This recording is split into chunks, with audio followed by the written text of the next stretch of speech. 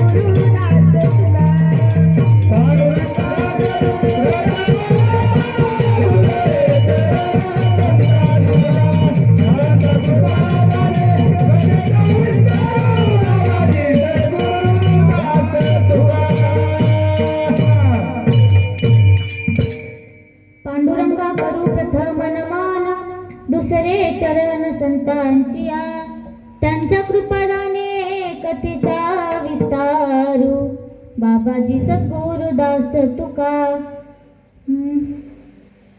ज्ञानेशं ज्ञानमूर्तींच साक्षात प्रेमा स्वरूपिणा नामदेवं च दयामूर्ती नाथ वन्दे पुनः पुनः वैराग्यस्य परामूर्ति देहुक्षेत्र निवासिनां तुकाराम महाराज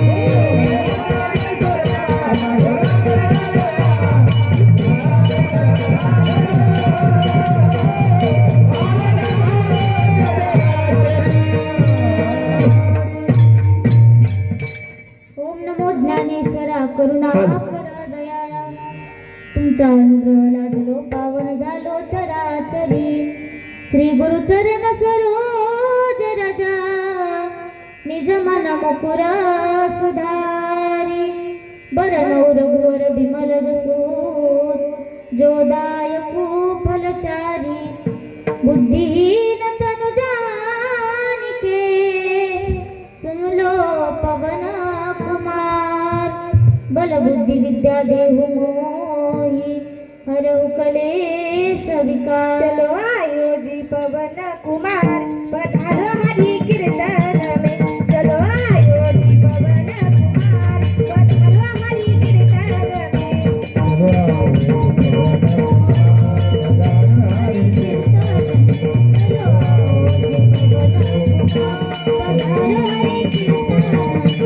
आयो जी पवन कुमार पधारो हरि कीर्तन में। चलो आयो जी पवन कुमार पधारो हरि कीर्तन में।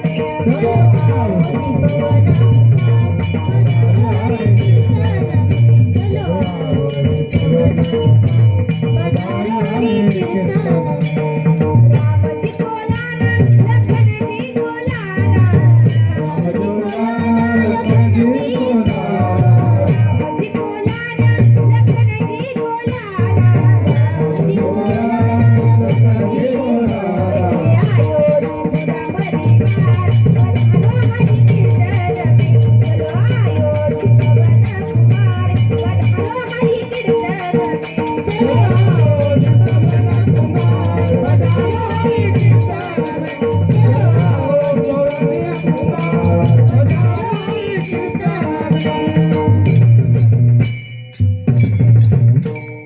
जयांचे केलिया स्मरण होय सकळ विद्यांचे अधिकरण तेची वंदू श्री चरण श्री गुरूंचे ते नमस्कार आता मस्तक हे पायावरी मस्तक हे पायावरी मस्तक हे पायावरी हे पायावरी वार करी संताचा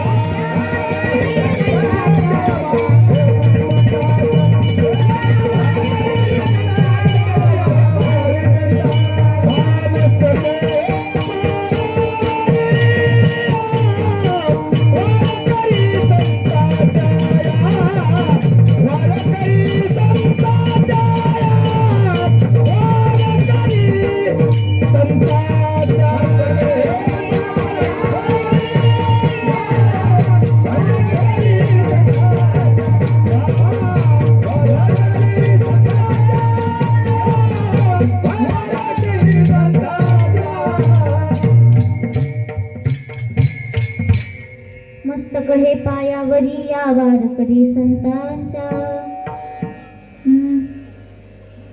देवा माझे मन लागो तुझे चरणी संसार व्यसनी पडो निधी नामस्मरण घडो संत समागम हळवा उगाची भ्रम नको देवा विठ्ठल विठ्ठल।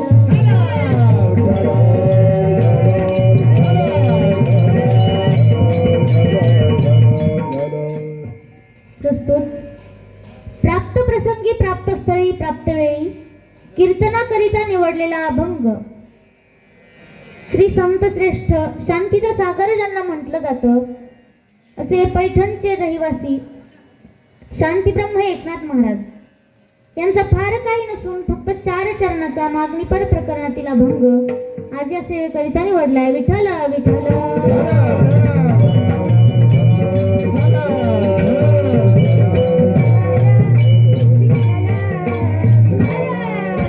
विठ्ठल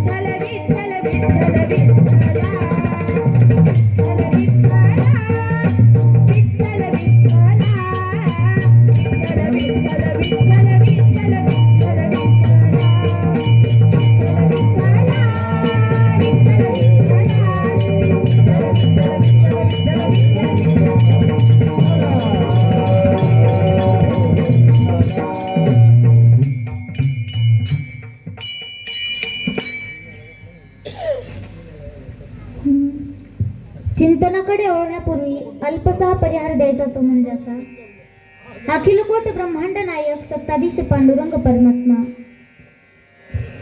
ज्याच्या सत्तेशिवाय वृक्षाचं पान देखील हालत नाही, वृक्षाची पाने हाले ज्याची सत्ता, एवढी मोठी ज्याची सत्ता आहे बघा, ज्याच्या सत्तेशिवाय इच्छेशिवाय चंद्र सूर्य देखील चाकच्या हलू शकत नाही.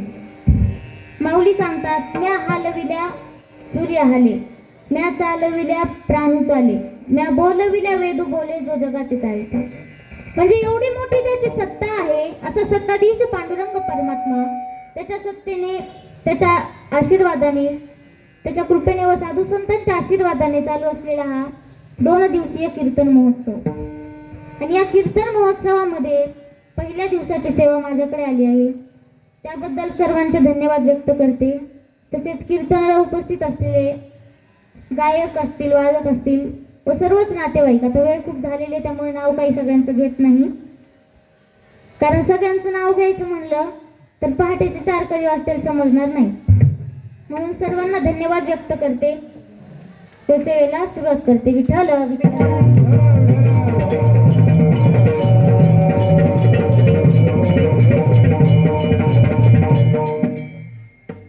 अभंग कोणाचा निवडलाय? एकनाथ महाराजांचा. कोण होते हे नाथ महाराज? काय अधिकार आहे त्यांचा? त्यांचा अधिकार जर बघायला गेलं तर पहा, एवढा नाथांचा अधिकार होता. नाथांनी माझ्या काळावरती विजय मिळवला. माझे नाथराय 3दा जाऊन परत आले. कुठं जाऊन? 3दा मरून परत उठले. तुम्ही म्हणता ते कसं? तर सांगते ऐका. पहिल्या वेळेस नाथांनी ज्यावेळेस देह ठेवला त्यावेळेस एका नाथांच्या गावातील एका बाईला आपली मुलगी वाट लावायची होती सासरी. ज्यावेळेस तिला सासरी पाठवायचं होतं, सगळी तयारी झाली होती, पण तिला बातमी कळली की नाथ महाराज गेले. त्यावेळेस ती बाई म्हणाली, त्या नाथांना पण आजच वेळ होता का जायला? आज माझी मुलगी वाट लावायची होती. नाथांना हे समजलं. नाथराय उठून बसले आणि त्या बाईला म्हणाले, बाई तुझी मुलगी सुखरूप वाट लाव, मी परत कधीतरी जाईन. पहिल्या वेळेस नाथराय उठून बसले. दुसऱ्या वेळेस त्यावेळेस देह ठेवला. आता देह ठेव, माणूस मेल्याच्या नंतर त्याला खांडेकरी म्हणून कोण असतो? भावकी असते.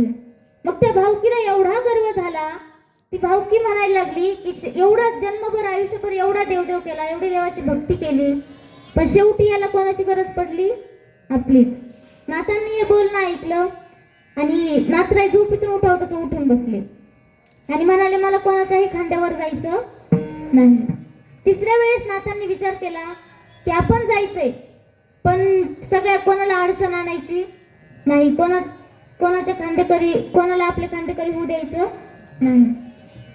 मग नाथराय गेले गोदावरीमध्ये, जलसमाधी घेतली, पाण्यामध्ये विलीन झाले. मला सांगायचंय काय तर एवढा अधिकार माझ्या नाथांचा होता. त्यांनी काळावर विजय मिळवला. एवढंच नाही महाराज, तर स्वतः भगवान परमात्मा ज्यांच्या घरी 36 वर्ष चाकरी करते, कमी अधिकार आहे का हो त्यांचा?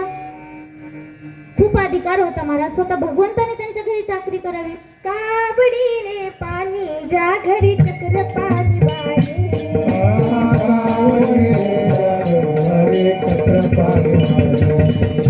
काबडीने पाणी ज्या घरी चक्र पाणी वाहे,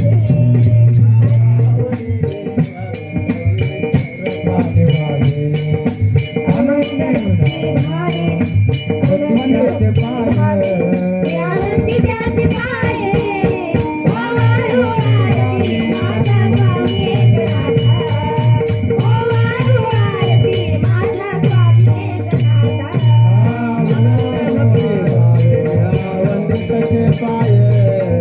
अनन्य भक्ती भावे निरावंतिके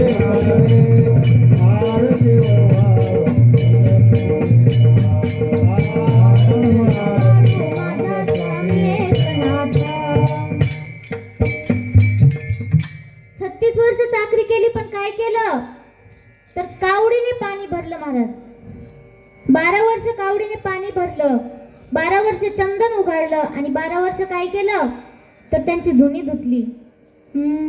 द्वारकेची मूर्त, द्वारकेची मूर्त, द्वारके द्वारकेची मूर्त एकनाथा घरी द्वारकेची मूर्त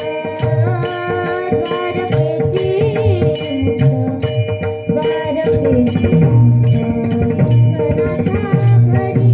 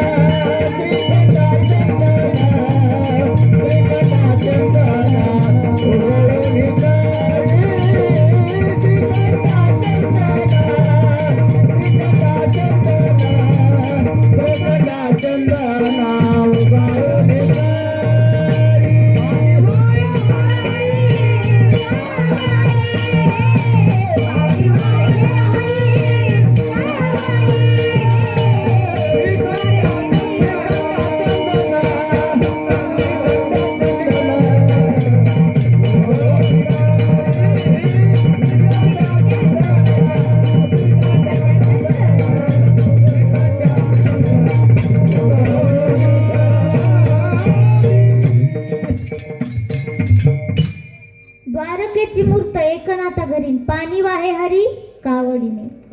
36 वर्ष चाकरी केली एवढा अधिकार माझ्या नातांचा होता.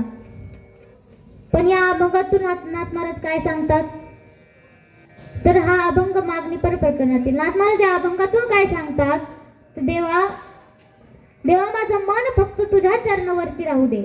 काय कर, माझं मन फक्त तुझ्याच चरणावरती राहू दे.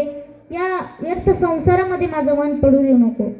कारण संसार कसा आहे महाराज, दुःख बांधवडी आहे हा संसार, दुःख बांधवडी आहे हा संसार, दुःख बांधवडी आहे हा संसार, दुःख बांधवडी आहे हा संसार, दुःख बांधवडी आहे हा संसार, दुःख बांधवडी आहे हा संसार, दुःख बांधवडी आहे हा संसार. दुःखाचा विचार नाही मोठे नाही कोठे, दुःखाचा विचार नाही कोठे नाही कोठे, दुःख बांधवडी आहे हा संसार, दुःख बांधवडी आहे हा संसार, दुःख बांधवडी आहे हा संसार, दुःख बांधवडी आहे हा संसार, दुःख बांधवडी आहे हा संसार,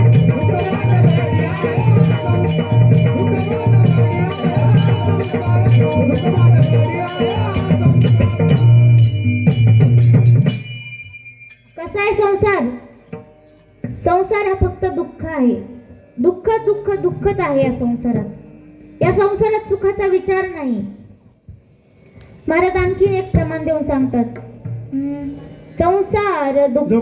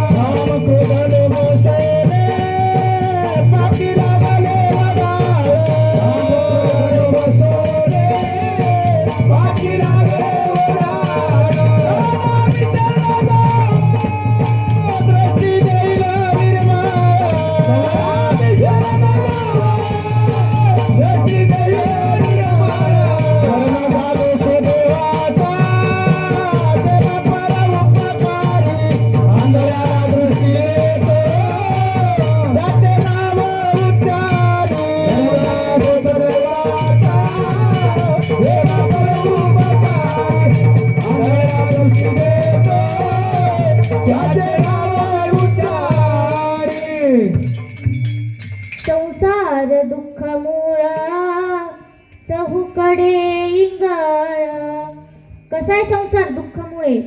या संसारात सुख नाही महाराज, दुःखाच आहे. म्हणून माझं मन या संसारात पडू देऊ नको.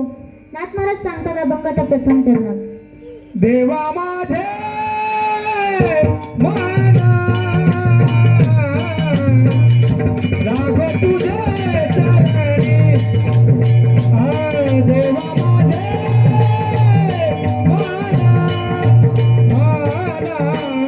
राग तुझे चरणी, हो देवा माझे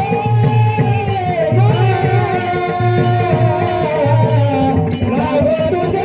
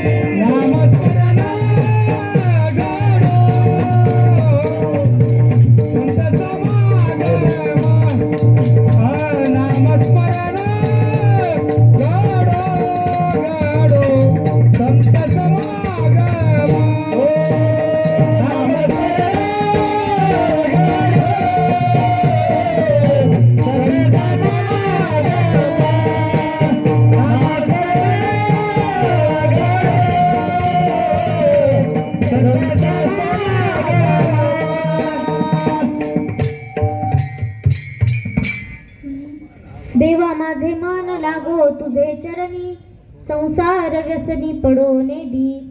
नाथ महाराज सांगतात की माझं मन फक्त तुझ्या चरणावरती राहू दे, या संसारात पडू देऊ नको. कारण या संसारात दुःखाच आहे, सुखाचा विचार या संसारात नाही. आता तुम्ही म्हणता ना आम्ही तर संसारात आहोत, आम्ही काय करावं? तर महाराज त्यावरही सांगतात तुम्ही संसारात राहा, पण कसं राहा?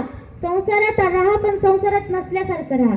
संसारी असावे असोनी नसावे, संसारी असावे असोनी नसावे,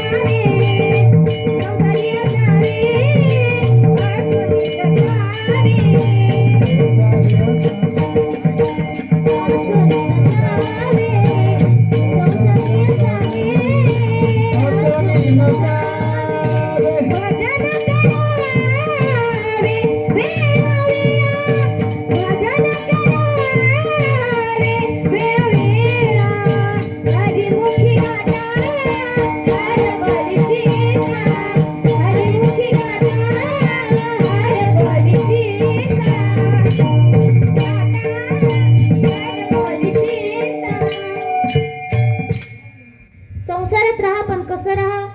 तर संसारी असावे असोनी नसावे. महाराज आणखीन सांगतात काय? पक्षी अंगणी उतरती, पक्षी अंगणी उतरती, जे का गुंतून या राहते. कैसे असावे संसारी, कैसे असावे संसारी,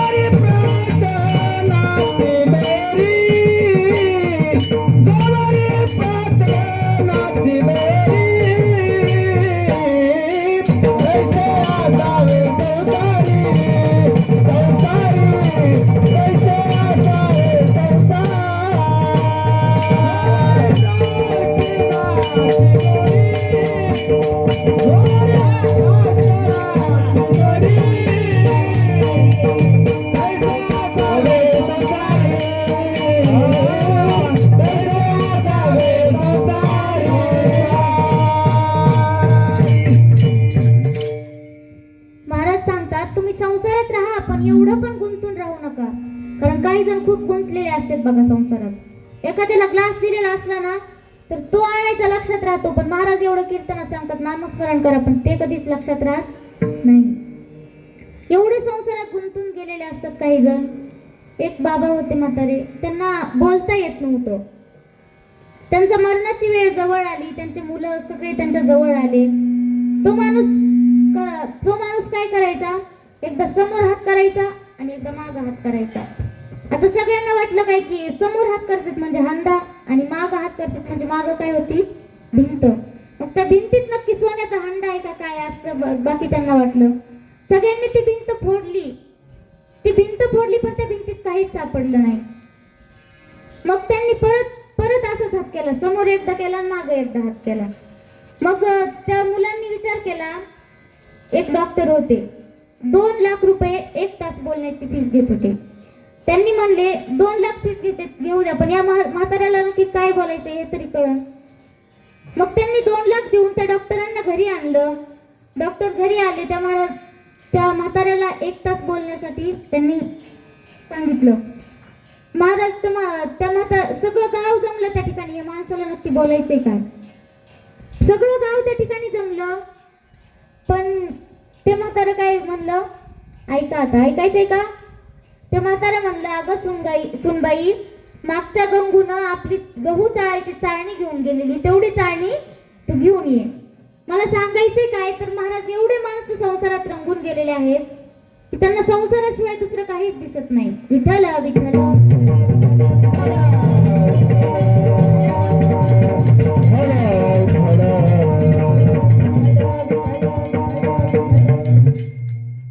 म्हणून महाराज सांगतात, तुम्ही संसारात राहा पण एवढंही रंगून जाऊ नका.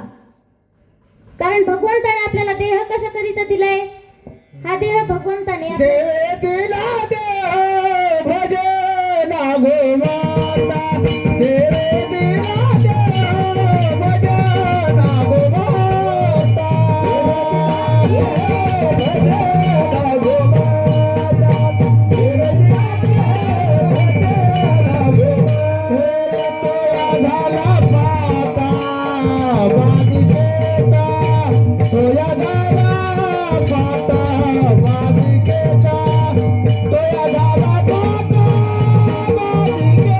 केता. तोया झाला पाता बाजी केता. देवे दिला देव भजे नागो माता. देवे दिला देव भजे नागो माता. झाला पाता बाजी केता. तोया झाला पाता बाजी केता. तोया झाला पाता बाजी केता. तोया झाला पाता बाजी केता.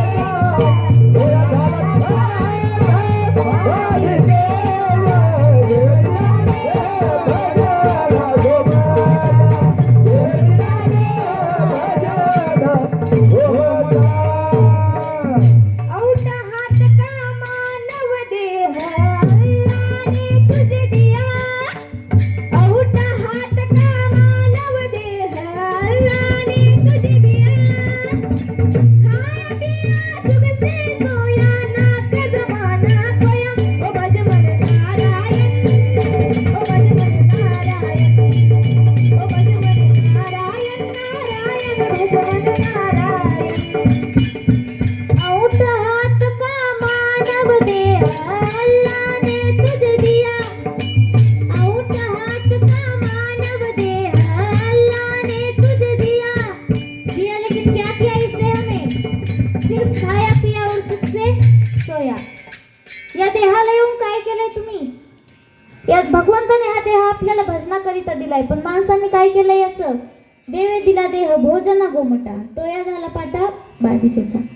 भगवंताने हा देह भजनाकरिता दिलाय, मग तुम्ही भजन करा, नामस्मरण करा.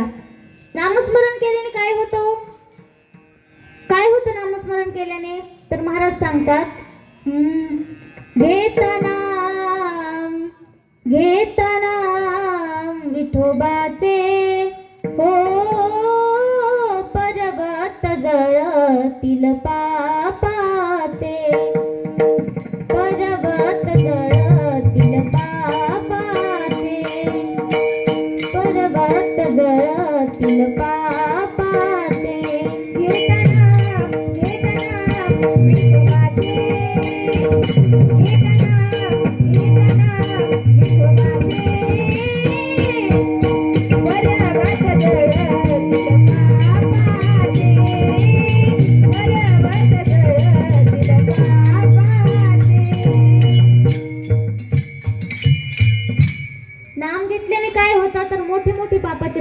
जळून जातात.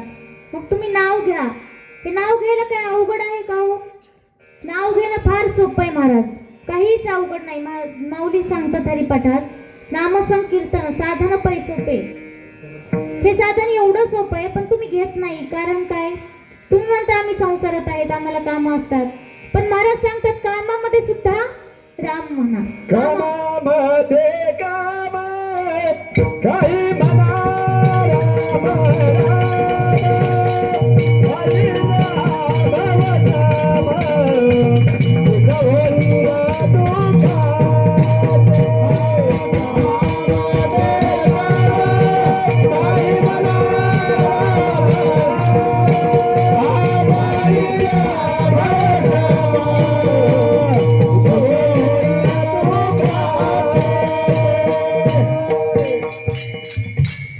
कामामध्ये काम काही म्हणा राम राम.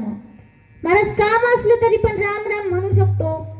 थोडी ना आपण तोंडानं काही काम करतो का? करतो तोंडानं काही? तोंडाने एवढं मात्र करतो व्यर्थ बडबड. पण महाराज सांगतात तोंड आपल्याला कशासाठी दिलंय तर नामस्मरणाकरिता. त्याला व्यर्थ खर्च करू नका. महाराज सांगतात हरी बोला नाहीतरी अबोला, व्यर्थ गलबला करू नका. कारण काहींना खूप सवय असते महाराज सतत बडबड. ते तोंडाचा म्हाताऱ्या बाया तर फक्त भांडणाकरिताच वापर करतात. या गावात आहे का एखादी अशी आजीबाई? एक उदाहरण सांगते बघा. एक आजीबाई होत्या, एवढा भांडायचा नाद, रोज उठलं की सुटलं एकाच्या ना एकाच्या घरी भांडण घेऊन जायची. काही कारण काढायची पण भांडायचीच. मग शेवटी सगळं गाव थकलं, सरपंचाकडे तक्रार दिली.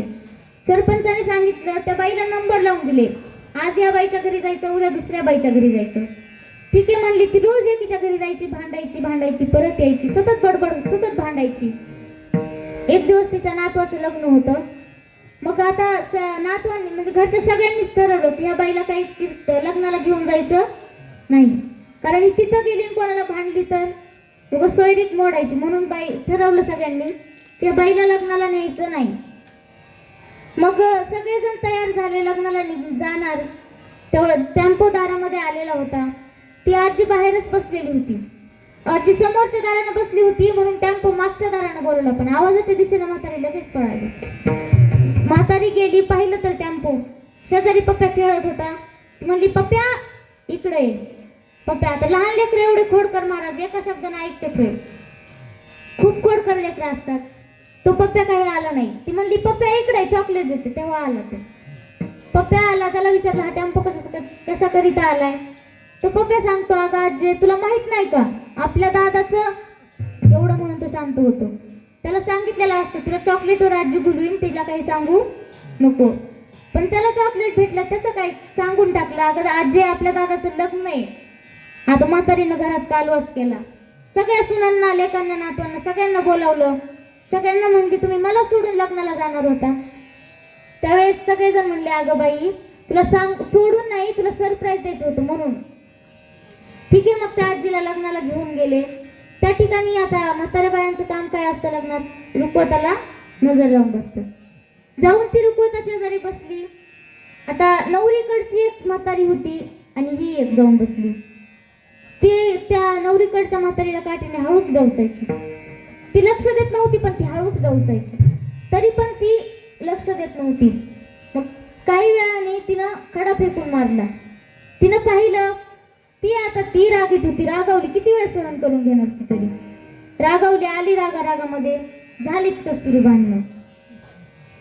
मला सांगायचंय काय, काही काहींचे काम काय असं फक्त बडबड करतात सर, व्यर्थ बडबड भांडण.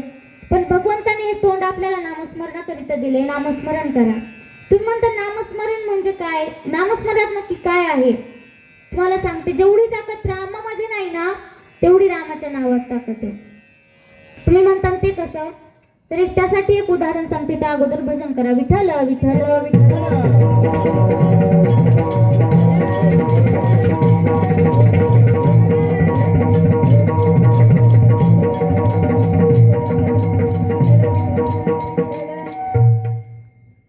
एक वेळेसचा प्रसंग आहे बघा. ज्या वेळेस प्रभू रामचंद्र लंकेमध्ये निघाले होते त्यावेळेस सेतू बांधण्याचं काम सुरू होतं. सेतू बांधण्याचं काम सुरू होतं. नल नील दोन्ही वानरांना वरदान होतं, त्यांनी पाण्यावर दगड टाकलेला बुडणार नाही असं त्यांना वरदान होतं. मग त्यांनी सेतू बांधण्याचं ठरवलं. सेतू बांधून अर्धा बांधून झाला. आता इकडं रावणाच्या सैन्याचं मन चलबिचल झालं, मन विचलित व्हायला लागलं. हे जर सेतू बांधून इकडं आले तर आपलं काही खरं नाही, कारण एवढे वानर सैन्य होतं. ते सेतू अर्धा बांधून झाला. रावणाला हे कळलं. रावणाने अर्धा सेतू मोडून टाकला. आता सगळेजण चिंतेत बसले. त्यावेळेस काही वानरांनी युक्ती सुचवली आणि एका दगडावर रा आणि दुसऱ्या दगडावर म असं नाव लिहून ते पाण्यावरती टाकले. आश्चर्य महाराज, ते दगड बुडले नाही. रामनामात एवढी ताकद आहे की ते दगड बुडले नाही. राम नाव टाकून दगडावर सेतू बांधण्याचं काम सुरू केलं. आता मात्र इकडचे राक्षस सैन्य खूपच घाबरलं. इकडे तिकडे पळू लागले. रावणाला कळलं आता हे जर आपले सैन्य जर असंच पळत राहिलं तर आपल्याला आपली हार नक्कीच होणार. त्यामुळे रावणाने सांगितलं की राम नावाने दगड तरते त्यात काहीच आश्चर्याची गोष्ट नाही. मी टाकलेला दगड सुद्धा पाण्यात तरणार. चला सगळेजण समुद्र किनाऱ्यावरती आले. समुद्राच्या किनाऱ्यावरती आले. सगळेजण आल्याच्या नंतर त्या रावणाने सांगितलं एक मोठा दगड घेऊन या. काही राक्षस जाऊन मोठा दगड घेऊन आले. रावणाने तो दगड पाण्यात टाकला, पण तो बुडला, तरला नाही. दुसरा टाकला, तोही बुडला. आता रावणाने तिसऱ्या दगडाला तोंडाजवळ नेलं आणि काहीतरी पुटपुटल्यासारखं केलं आणि मग पाण्यात टाकला. आश्चर्याची गोष्ट, रावणाने टाकलेला दगड सुद्धा पाण्यावरती तरला महाराज. सगळेजण घरी गेले, खुश झाले सगळेजण. रावण महाराज की जय असा जय जयकार करत सगळेजण आपल्या आपल्या घरी गेले आणि रावण देखील आपल्या घरी आला. त्या ठिकाणी मंदोदरी वाटच पाहत होती. मंदोदरीने ही बातमी ऐकल्यापासून मंदोदरीला शांत बसवतच नव्हतं, कारण तिला माहित होतं राम नावाने दगड तरतील, पण आपल्या मालकाच्या हातून टाकलेला दगड चुकून पण तरणं शक्य नाही. म्हणून ती मंदोदरी त्यांची वाटच बघत होती. तिने आल्याला प्रश्न केला, तुम्ही नक्की काय केलं दगड तरला? तो म्हणला, मी टाकलेला दगड, ज्याप्रमाणे राम नावाने दगड तरले त्याप्रमाणे मी टाकलेला दगड सुद्धा तरला. पण बायकोला सगळ्या पतीच्या खोड्या माहीत असतात. ती म्हणली, नाही तुम्ही हे करू शकत नाही. मग रावण म्हणला, तू बायको म्हणून तुला सांगतोय, मी त्या दगडाला रामाची शपथ घातली होती म्हणून तो दगड तरला. यात माझं काहीच नाही, यात रामनामाचीच ताकद आहे. मला सांगायचंय काय, रामनामाने पाण्यावरती दगड तरतेत, मग आपण का नाही तरणार? आपणही रामनामाने तरू. म्हणून महाराज सांगतात की नामस्मरण करा, संतांची संगती करा. महाराज सांगतात अभंगाच्या दुसऱ्या चरणात, नामस्मरण गौरे संत समागम, नामस्मरण गौरे संत समागम,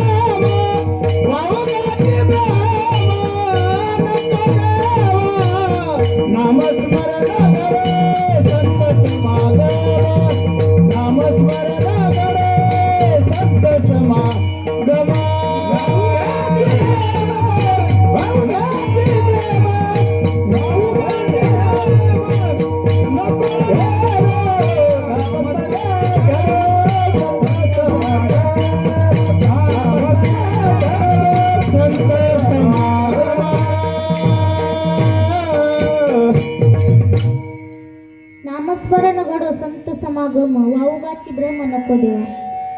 सतत नामस्मरण करा, संतांची संगती करा. संगतीला फार महत्व आहे महाराज, कारण आपण जगतो पण माणसं किंमत कशाला देतात? माणूस कसा जगतो याला किंमत देत नाहीत, कोणाच्या संगतीत जगतो याला फार किंमत देतात. म्हणून संगती चांगल्यांची करा. आता एखादा सज्जन माणूस दारुड्यांच्या संगतीत बसला तर बाकीचे लोक त्याच्याकडे कोणत्या नजरेने बघतात? याने सुद्धा नक्कीच घेतली असेल थोडी. म्हणून संगती चांगल्यांची करा, कारण संगतीचे देखील फार परिणाम होतात बघा. संतांची जर अर्धक्षणाची जरी संगती घडली तरी आपलं आयुष्य कधी बदलेल सांगता येत नाही. अर्धक्षण घडे संतांची संगती, तेने होय शांती महात्मा, तेने होय शांती महात्मा. तेने होय शांती महात्मा,